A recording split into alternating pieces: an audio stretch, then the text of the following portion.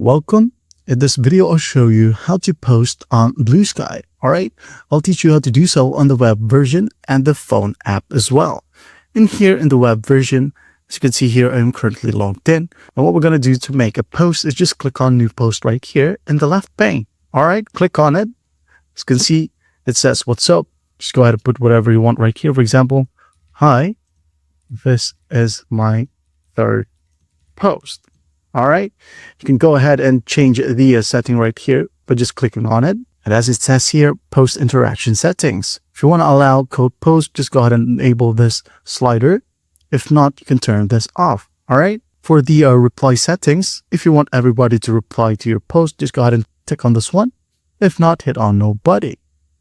All right, going back, as you can see here, you can combine these options as well. Mentioned users you follow, and your followers. Once that's done, just hit on save. Now in here, you can go ahead and add your photos right here. Say, for example, I'm going to pick this one. Now, if you wanted a video, delete this one, add a video right here and select your video. All right. Once you're done with everything, if you wanted to add a GIF, just select the GIF section right here. All right. For emojis, click on the emoji button right here.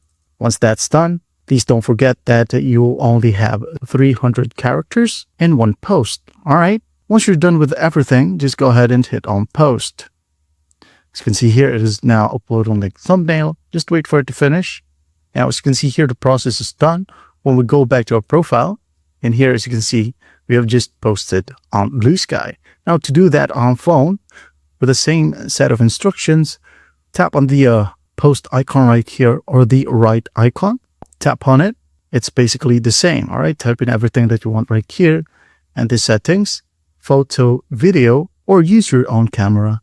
Add a GIF. And there is no emoji button because you already have that on your keyboard. All right. Once you're done, just hit on post. Well, that's it. I hope this video helps, and I'll see you in the next one.